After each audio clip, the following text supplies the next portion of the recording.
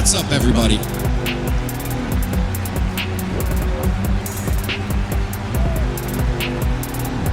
Welcome to One Set. What's up, everybody? What's up, everybody? Welcome back to another episode of the One Set Podcast. My name is Anthony Irvin, and I'm here with my buddy Jim Green, where we talk WWE, follow the latest storylines, and predict the future from those storylines. And before we get into a lot of our talk, make sure you are subscribing to us at One Set Pod on Facebook, Instagram, TikTok, X, and right here on YouTube. Hit that notification bell, and also you can check our re-uploads on Spotify, Apple Podcast, and right here on YouTube as well. So thank you all for being here if you are new or old. And if anything, Jim, let everybody know where they can check us out outside of our episodes as well. That's the Facebook group One Set Fam. Again, that's the Facebook group, the number One Set Fam. Come hang out with us. We're going to be talking Summerslam just like between now and the next 4 weeks until SummerSlam hits. It's heating up, bro. I mean, the hottest party of the summer, or whatever they call it. Yeah, right. I think it's something like that. And it kind of just even puts into perspective after what went down on Raw tonight, which we are going to get quickly into. But yeah, I mean, we have a new Undisputed Champion once again. I gotta say, like, and not to cut you off, just last Monday we came on here and we were talking about Sami Zayn, like, shocked the world in Saudi Arabia at Night of Champions, and it was like, okay, like, everybody was like, oh, Sami's just a transitional champion. Like, you messaged me this morning because, like, we knew, because we did the recording last week Tuesday night, so we knew, like, the SmackDown for Friday was pre-taped after Raw last week.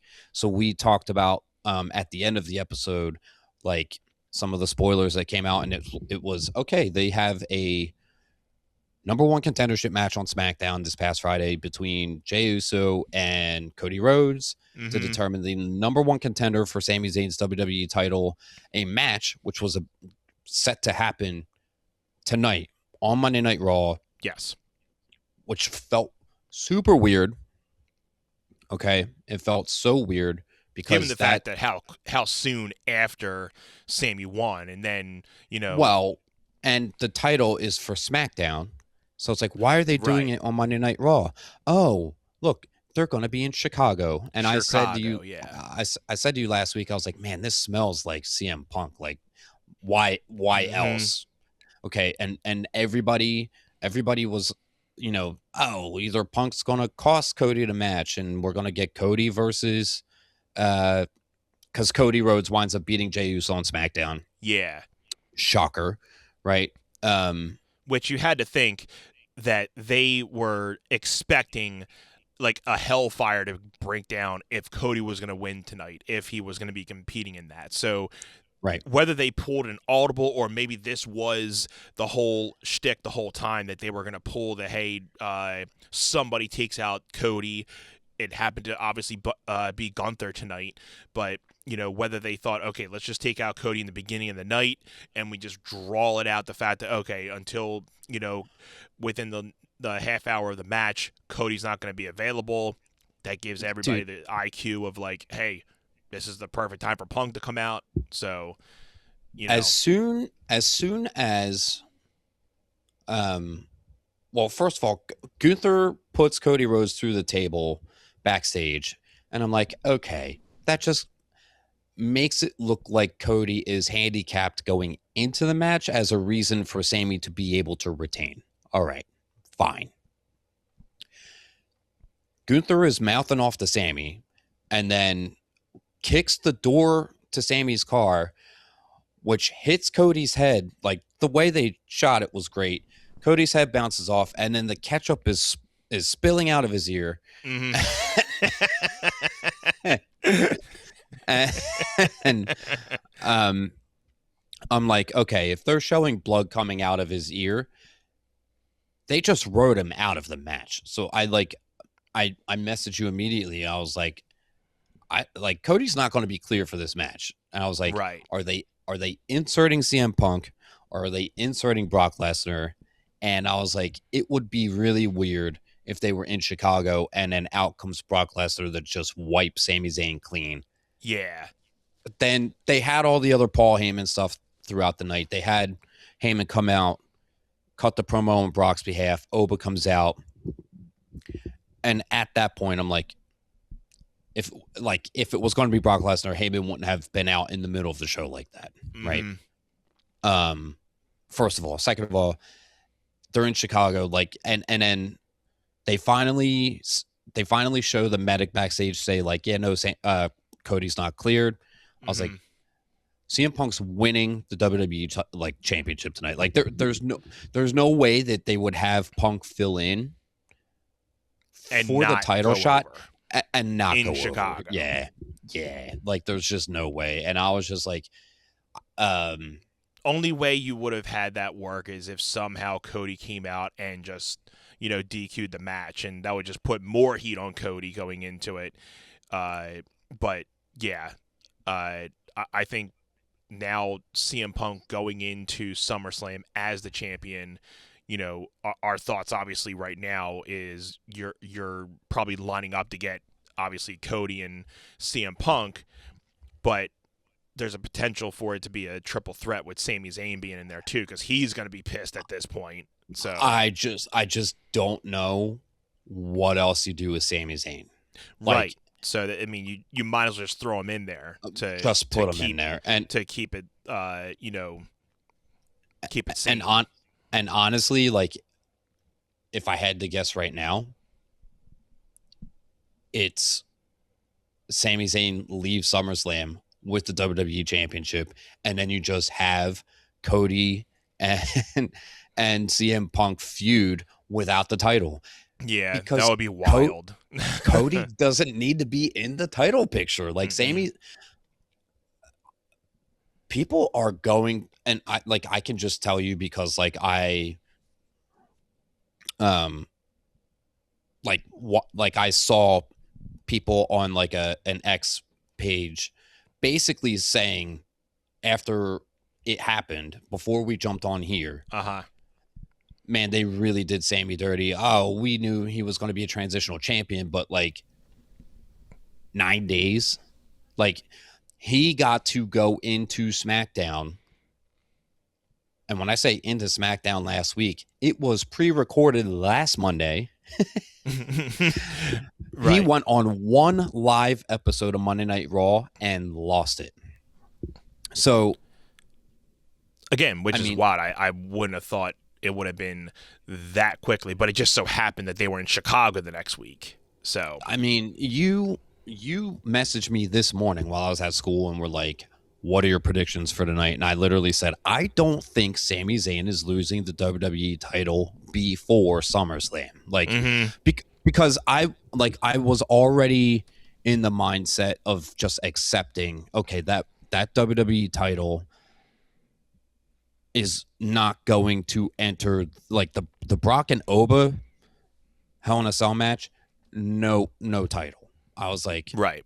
Okay, I swore by it months ago that this third and final rubber match between Brock and Oba was going to get a title in it somehow. And it's I'm okay with it, that it's okay, the match sells itself and doesn't need the title. The title is better fit for the direction it's going in, right? Right. Side note, because I do constantly give LA Knight heat on here about he constantly botches. I thought his promo with Seth Rollins tonight was really good, and the crowd was really behind him. Really behind him, yeah. Yeah. I mean, if this again, I say the same type of thing. If this is any type of time for him not to just be on, for him to really be on point, it's like at this, and It's- he did good, and I think he delivered really well. Probably one of the better ones that he delivered, and didn't have like a little flubble up. So there were like a couple subtle pauses, but he's not like botching his words. yeah, So I think he delivered it really well. I was like, I'll take it. Yeah, if that's the cleanest, we'll take it. And he said, and I know we're getting off track from like the WWE title picture, but LA Knight said to Seth Rollins, like, I will rise. Yeah. And immediately I was like, yeah, you're going to rise to the top of the Money in the Bank ladder. Is that what we're getting at here? Like, right. It feels like, because like I don't think Roman Reigns is losing that world heavyweight title until he drops it to Obafemi at WrestleMania. Like I just think, yeah, Roman's gonna. I mean, how are you gonna have Roman hold? Have the almost like the 4-year long title reign that he had, and then win this world heavyweight title at WrestleMania 3 months ago, and then drop it in under a year, like. Nah. Unless you have him lose at SummerSlam and this time he's chasing into WrestleMania with Seth Rollins, and then it's another Seth Rollins. Well, no, Seth Rollins and Roman, because you want Roman and Oba, and you want Oba to go over at WrestleMania. So if Roman's not having the belt, it's obviously going to be way easier for Oba to get that belt. So. And it wouldn't fit right if Oba's going into WrestleMania with the belt, because then you're going to obviously want Roman. So, and Oba beating Roman will be more impactful if Roman holds the title all the way until WrestleMania, rather than he drops it along the way and wins it back, kind of thing. Like it makes the Oba win at Mania that much stronger. I mean, he's ending a year-long title reign. Right. Yeah, I think our angle at this is Oba beats Roman at WrestleMania next year. Yeah, I mean that's our ultimate angle at this point for settling into WrestleMania next year at our point right now. So yeah, I mean, if for some reason they were to do, like, if they knew for sure, like, okay, we're getting Rock and Roman in Saudi Arabia. Like if at some point in January or February, like that's a thing, they'll just have Oba beat Roman. And I don't love it, because I feel like they would do it in a way. I mean, that's a WrestleMania moment. Like I just feel like I feel like Triple H is like, nah, Dwayne, we're good. We don't need you. I was like, gonna say, at this point, I don't even want Rock. Yeah, I'm good. I think it would just mess up whatever is going to be brewing into that zone anyway. I mean, yeah, I think we haven't really talked much of TKO lately, because I feel they've kind of either been able to just kind of step down a little bit and kind of know how just let people take the role in a way. But I don't think you need any more star power legends at this point.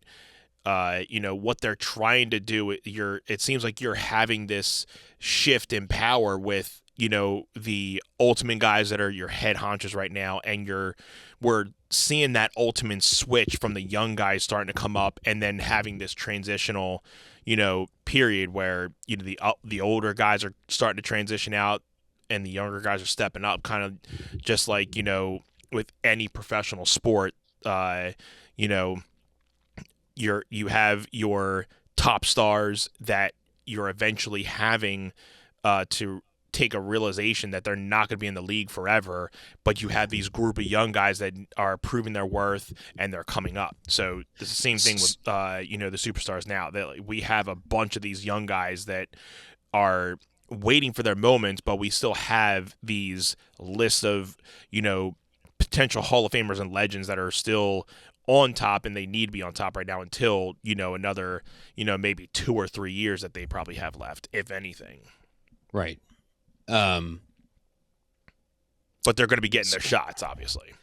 So like the NBA, like I know you have talked like kind of at length about like how the like megastars of the NBA in basketball, like in the last like year, 2 or 3, you have said like, okay, like we don't have like these 3 to 5 names in the finals or in the at this point in the postseason. You're like, we're really in the new era, like at this point. So, I mean, not to be cutting off into other sports, but the Knicks being the champions is a proven fact that you don't have Curry, you don't have LeBron, you don't have a lot of the other guys that are in there, and there's mostly a lot of the younger upcoming stars. So same thing with WWE. I mean, we're now starting to really break into Obafemi, Trick Williams, Bron Breakker, Javon Evans, and a lot of these guys that are up and comers that are eventually starting to be the stars of tomorrow. Not to be too cheesy on that, but it is what it is. I mean, yeah. So, although we love to see Roman and Cody and all these guys, be there for the next 5 to 10 years, they're on their, way out, and another being Seth, and hence that's their story going forward with this. Is this is probably going to be the last time that they get to fight. So this is their last, chance of kind of being in a big main event together. So, yeah, I mean, it's nice, but going back to how LA Knight put it, he put in the fact that, I mean, you guys are talking about being the greatest, but the greatest at what, you just think, I loved his thing, like, hey brother, let's go get a championship. Yeah. And he's like, it was so fun. I wish let's have the same haircut and the same beard. Yeah. I wish I got to go back and watch that. Cause I was reading the captions as I was putting my son to bed, but I was reading it and I'm like, oh my God, I wish I had this off of mute right now so I can just listen to the delivery of it. But it was so good. Yeah, you're gonna love it even more when you get to actually hear him deliver. Yeah. It was really good. Yeah, man. And I definitely think it was one of LA Knight's like better deliveries. I mean, I think he's had probably better promos, but like his delivery in this one was definitely spot on. I had to like interject that because, like I said, I have been like, come on, LA Knight, what are you doing? Like, I was like, okay, I think he is getting really good with like, okay, they're putting me in prime spots. If I drop the ball, I'm never gonna make it. Right. So like, it's like you're getting these opportunities, but the one little things that can just make or break, you're like, not there yet. There yet. Back down the ladder. We'll try again next time. We'll put you in the spot. And I think, not saying this is a breakout moment for him, but it's one of those nights where like, okay, he proved that okay, he's somewhat better now, and at least putting into his delivery. So well, he almost won Money in the Bank last year, and then Seth yanked him down. Yes. So it feels like they're setting up for Seth and LA Knight going up the ladder again this time, and LA actually getting it and knocking Seth off. Like that story is kind of like writing itself, and I feel like that promo tonight was like, okay, I feel like LA Knight is winning Money. Forecasting. In the Bank, so, yeah. Yep. I would be all about that if they, played this, the same scenario of like, okay, you did that to me last year, I get the better end of you this year. That would be, superb storytelling. Yeah, and I mean, yeah, and yeah. the only thing that kind of makes sense, for like the delay of Money in the Bank going like to September or October is, okay, do they want the briefcase cash in to be eligible all the way until SummerSlam next year, rather than like, okay, we have to do this cash in at some point between the Royal Rumble and the next Money in the Bank in June, whereas now we can get the cash in at SummerSlam next year if LA Knight can hold. Like, I wouldn't be mad if LA Knight walked around with a briefcase for 10 months. Right. Like, why not? We've waited this long. So other than that, just getting back to like what happened with Sami Zayn and with Cody is not cleared. So then all night it's like, who's gonna fill the spot? And it's like, really, like, we don't all know it's gonna be him. Right. And so Sammy comes out, the whole place is chanting CM Punk, and we know it's coming. They go backstage, they show the garage door lift up, and there he is. Yep. He's got this like epic entrance. And I'm like, yeah, there's just no way he isn't winning the champion. And I'm like, I gotta say, like, I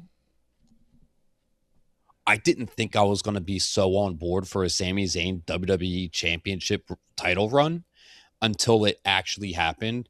And then I was like, okay, let's see what Sammy does with the title. Mm-hmm. And he never had a chance to actually do anything with it. So it's Right. like, it's like right place, wrong time. Like that he got it, you know? well, it's curious because it's like, okay, you had Sami Zayn get that title in Saudi Arabia, and then you just had CM Punk get it in Chicago. And then you're going to have CM Punk just hold off until it's for the next couple weeks until SummerSlam. So all of July and, into SummerSlam. That very first weekend in August. Yeah. And, I mean, I would want Sami Zayn to win it back so that Cody and CM Punk could just have a feud all the way until next WrestleMania. Like, literally let them have this crazy feud without the title involved. Let Sami Zayn have it, and then or let LA Knight win Money in the Bank and cash it in on Sami Zayn. Like, why not? Right. I mean, only thing, because I feel if you want to keep Sammy in his like redemption type of zone, you don't let him compete in that match, and he becomes the one to actually DQ the match, and then it evolves into something else after the SummerSlam match, because obviously Cody and CM Punk is. I was talking about this last week that you're going in and you already have Roman and Seth, Brock and Oba. When you see Sami Zayn and CM Punk or Sami Zayn and Cody as a marketable thing, it's not the most business that's marketable match. So understandable they had to pull the audible for CM Punk to get in there, but you can still, pull the strings with Sami of like, okay, well, Cody is going to be the one to get this match, but if you're trying to get in this match, you're going to have to earn it. How he earns it is a different story. Or if he, because he's all about like, oh, bad things are always happening to Sami Zayn, and he just keeps on getting crapped on. So he just keeps on getting crapped on the whole time into SummerSlam, and he just breaks again and, just interrupts the match. So... yeah. Again, it could be a little bit breaking the lines of fantasy booking too, but But I think you're absolutely right in that, like, we had this conversation for weeks going into WrestleMania about like, okay, are we getting like a 4-man or a multi-man title match with Cody Rhodes and Randy Orton and Drew McIntyre and Jacob Fatu? Like, we were like, oh, they're probably going to do the Fatal 4-Way, but across from CM Punk and Roman Reigns, a multi-man match makes it look like it like. So again, you have Roman and Seth, you have Brock and Oba. You aren't wrong in that, like, it sure feels like it's probably going to be WWE champion CM Punk defending against Cody Rhodes, and like at that point, it's like, okay, let Sami Zayn just cause the DQ so that Punk can retain, and then we get to the triple threat at the next pay-per-view in September. So, just if you want to make it a marquee one-on-one match, just set it up that way, and then give us the triple threat in September. Let Sami Zayn win it. Mm-hmm. Like, let Sami Zayn win it with a roll-up, like a 3 count again. Right. And then you can have. I mean, you could literally have LA Knight win Money in the Bank, and then Sami Zayn win via roll up, and then You get Cody LA Rhodes Knight and hits the Sammy that same crossroads. night. You get The typical yeah, 1, 2, 3, yeah. yeah, And Yeah. then Sammy gets screwed again. So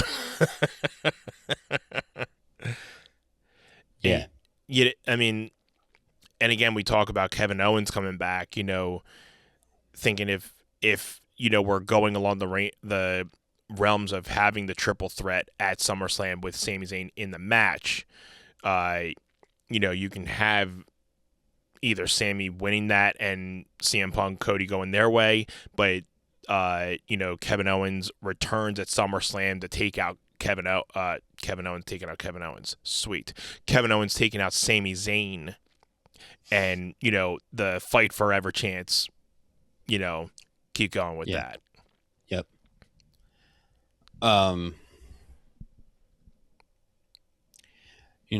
It is kind of curious. You did mention TKO earlier. Our guy Sheamus is leaving WWE. I heard And about that, and it's a bitter shame. I read that it is exactly what happened with the New Day. Like they couldn't, like Sheamus wasn't, like they couldn't come to an agreement or terms on like the money, contract. like the deduction. And I was just like, and you know what? We talked about, we talked about this with CM Punk. We're like, oh, I bet you that I bet you that they tried to do this to him, and he was like, "I'm not working for you if you're going to pay me substantially less. Right. Like you can shove it, right? Exactly. So, especially since he's really earned a lot of his keep at this point and mending a lot of the bad circles that he's had from last time, and it's more like, okay, I mean, not that you guys need me more than I need you, but I think I've proved my worth 10 times over at this point. So yeah, I don't think I deserve to be paid less to make sure you guys are getting your worth. So it almost sounds like if he agreed to less money, he was like, I'll come back, but like the night I come back, you are putting the WWE Championship on me. Like I just wouldn't be surprised if that was like something renegotiated in his contract that he said, I will take less money, but you are putting the main title on me. Right. In my hometown of Chicago, and I'm headlining I'm headlining a marquee match for SummerSlam. Like, if you're going to pay me less, you're going to give me the top prize in the company, in the industry. Like that is. Hold on a second. Yeah, I mean,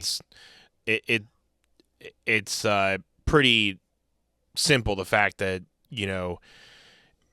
a lot of your and we talked about that in length as well in one of our previous episodes. The fact that some of these superstars that haven't been getting a lot of time are going to eventually just if TKO is continuing to give these wrestlers these lesser than thou payments for the work that they've been doing when they've been already off of TV as much as they are, why am I going to get paid less? So I'm just going to go elsewhere where I know I'll be getting, if not the same, maybe a little bit more, but I'll probably have to work less, but I'm going to get around the same amount of pay working at like AEW or something, or any other indie round. So we haven't heard he was much, but yeah.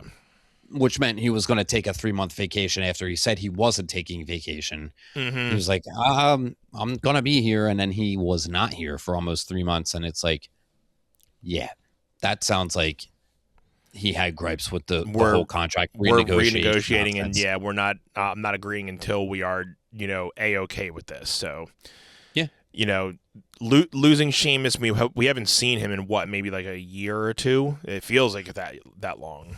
It feels like at least a year. I don't know about. I don't think 2 is accurate, but like I'd say definitely over a year. Definitely a year. Because it was the last time we saw him was when he was battling for that Intercontinental Championship, and we thought that he was going to get that and be like one of those champions. Like, okay, it was like the only championship that he didn't get. and we never got that, which, again, one of those things that they never pulled the trigger on, which they should have, but it's just absolute blasphemy. He should have been totally worth. Yeah. Oh my God, I'm drawing a blank on what is it? A Grand Slam champion when you have Yes. won all of the titles, right? Mm-hmm. So, yeah, hate to see these guys going like this, dude, because of because just corporate greed is all that it is, buddy. Yep. 100%. I mean, New Day is still within their 60 to 90 day wrestling clause. I mean, we haven't heard anything about where they're going, if they're going anywhere. But I mean, it's like a 99% that they're gonna wind up in AEW, like, and they're because Tony Khan is gonna pay them, like, then why? Well, like, why not? I mean, I mean, they will be there's one a of the ton next of tag teams there, like, they'll get so much work over there, and and the people over there will love them to death. And whether they stay in their heelish part or if they go back to being the babyface New Day that they been. They're going to be mega over when they get there. I don't think that they're going to run as heels at that point. And whether they will be called the New Day, because I'm not sure if WWE has the rights to that, so they'll have to be, just themselves, and then think of another shtick. But yeah, the day new. The day is new. The old day. The old day, yeah. The newish day. I could hate to see it happening to like the best of guys, right? Like it's just sad, but just interesting that CM Punk is like, yeah, I'm gonna renegotiate. Like, that is immediately what I thought of when I was like, okay, if he's coming back in Chicago and just winning the WWE title after being on hiatus for like this, I was like, I bet you he negotiated that in with whatever they thought that they were gonna pay him less. Like, that's just what it felt like.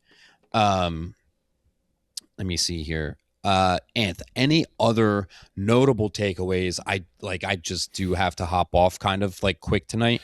I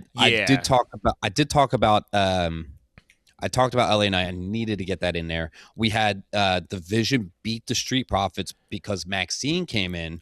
Maxine made her debut with that. I mean, I was telling you that, I was surprised. Again, it's like the Sami Zayn thing that Street Profits just got their belt and then they just got it taken off within a week.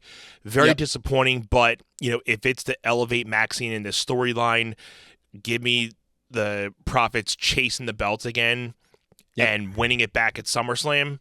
Because I feel the Vision at this point now is on, thin ice with Paul Heyman. Well, even though they conquered back the titles, it still didn't make Heyman as happy. Because if you saw, the thing after, he's like, well, yeah, I mean, at least you had somebody to win it for tonight, and Theory thought it was, oh, thanks. He's like, no, I was talking to her. Obviously she won it for you guys. You guys didn't win it. If it wasn't for her, you guys wouldn't have won it. Right. So from what I read, it was like people were very divided backstage, like in creative, about like, okay, are we gonna repackage the Vision? Are we going to get a couple new members? Are we gonna try to steer them in a different direction, or are we just going to like let it fizzle out and dissipate and they're gonna go their separate ways kind of thing? So I felt like tonight was going to be telling, and like, okay, they're either gonna let this crash and burn, fall apart, or we're gonna get the resurgence of the Vision for like one more last hurrah, like one last shot to see if we could get it done. So when Heyman told Theory before he went out, if you don't win it, don't come back, and I was like, okay, this is going to be the end of the New Day here, right? And then as soon as I saw Maxine in the ring, I was like, Profits are about to lose these belts. Yep. And sure enough, and then Michael Cole's like, I I thought they were broken up, and I'm sitting here like, man, I didn't know that they were even together. Like they didn't even really like lean into that on TV. Yeah. And then she jumps up on the theory, and then they lip lock, and I'm like, oh, yep, And- I guess they are a thing actually. Alrighty Right. then. Okay. All right, that's kind of gross. Yeah, okay, you can take that backstage. So then they climb into like Heyman gives it the whole thing like you had just said like I was talking to her. They get in the car, they drive off and outrun Otis and Tozawa and just look like the saddest puppy dogs ever. And I'm like, okay, so now let's get Otis and Tozawa back with Chad Gable. Yes. And then we can literally have a 6-man tag match with Chad and Otis and Tozawa against Logan Paul when he's ready. Yep. And Braun Breaker in theory. And give that to me for sure. Yeah, that I mean, and that winner takes Maxine. Yeah. Custody of Maxine Dupree. Maxine Dupree on a pole match. Yeah. Hang her in a cage. Oh, you mean put the Enzo yeah, up like just suspended above the ring. Right. That was the craziest thing. They literally only did that match to sell the toys. That's all that was. That's all that it was. Absolutely. The shark cage. Okay. We did get a Bailey backstage segment. Well, not segment, but a little like a vignette with thing. Bailey. I kind of missed it, but I don't think it was definitely missed it. I'll have to go back and watch it, but it's obviously they're gonna fit something in, hopefully with them for SummerSlam. I'm cool with it. Give Bailey, something to do. Trying to skim through, see if there was we talked a little bit about Oba. I thought his promo was great tonight with Heyman, and just basically saying like, hey, you tell your client I'll see him hell. Perfect, segue line for Hell in a Cell. I mean, no offense, both of them are selling it no matter what. They don't have to really say much at this point. I honestly, and then we're getting Brock next week, so I was honestly like doing things to get ready for the day tomorrow that I missed that whole promo with Oba, and I was just like, I can't wait to see the match. Like I'm sure I could go back and watch the promo just get tomorrow. me to the match at this point, Yeah. I've heard enough of like the this and that just get me to the final match. I just want to see them ball out. Yeah, Sol Ruka successfully defended against Raquel. Yes. We had some Liv Morgan and Roxanne interference, and then we had some Io coming in for the save. I was trying to find who is in this Intercontinental Gauntlet match to determine the number one contender next week. There's like 7 of them, and I'm like, geez, okay. Yeah. I am looking forward to that. That'll be something good to talk about, yeah. So we can definitely, have that to talk about for next week. See who will be defending for the Intercontinental Championship against Penta. So Intercontinental. Can't freaking talk tonight. Don't stop beating. Morgan. Give it to me, baby. Stupid. Talking in non-vowels. That's it.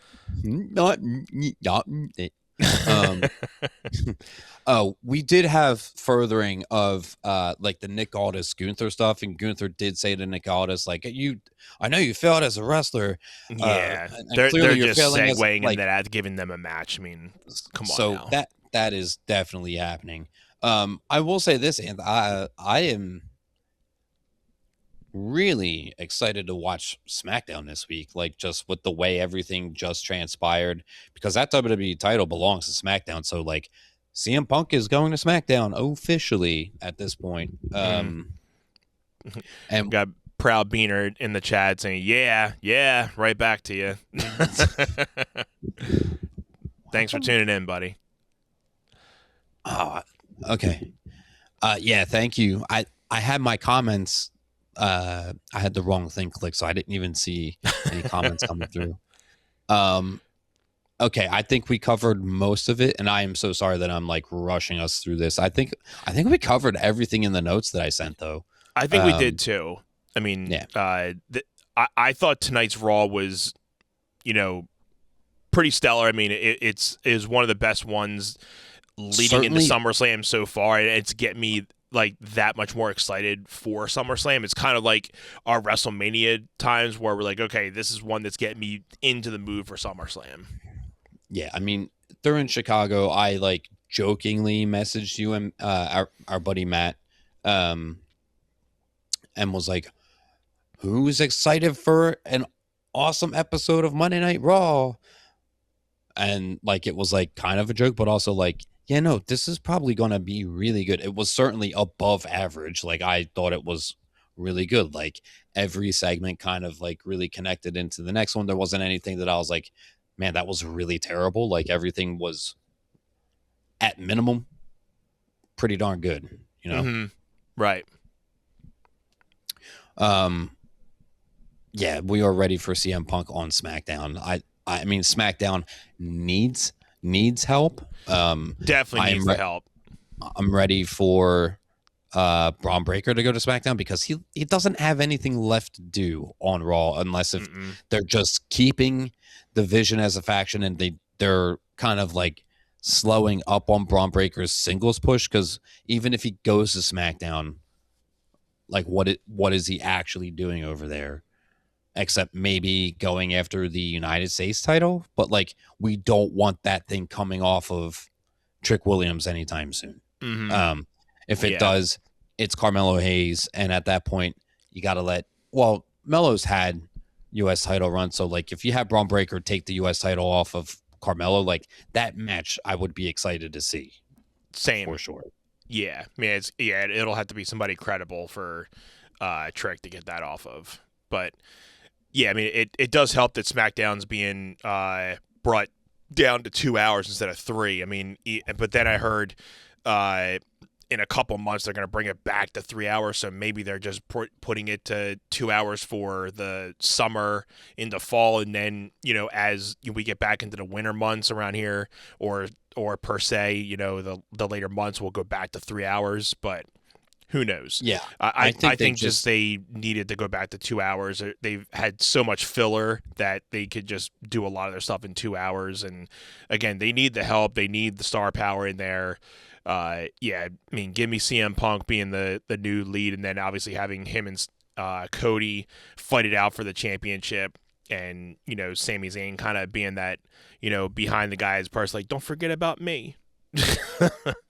So, it'll definitely help. So, excited for CM Punk to, go to SmackDown. And then after SummerSlam, let's get a couple more big moves, like a shake-up or a draft of some sort. Yeah, you keep saying about a draft. I mean, I definitely would be all for that. I think it's been a while since we've had a good shake-up with a draft. So, yeah, give us that after SummerSlam or in the fall, maybe right before Money in the Bank or around the same time, something of that nature to kind of just, give us some fresh faces, fresh, things around and everything. Some feuds. Yeah. Mm-hmm.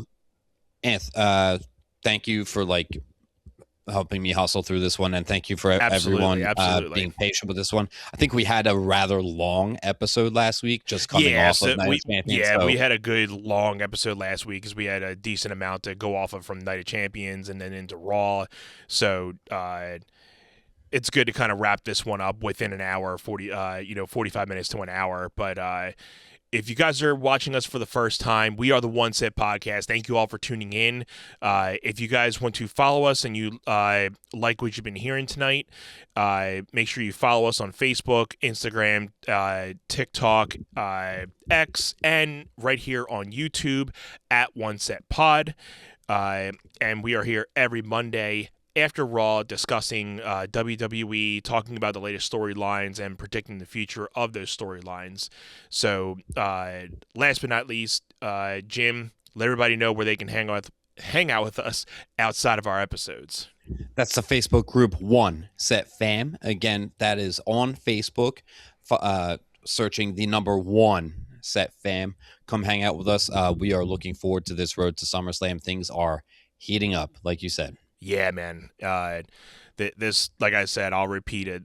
This episode got me, Raw tonight got me really in the mood for SummerSlam. It looks like we have our first couple matches that we had coming into like the last episode, and now with CM Punk being the Undisputed Champion, we're getting some more stuff that's heating up. So looking forward to this card that we're going to be getting into, and we'll be doing our match predictions as it gets closer.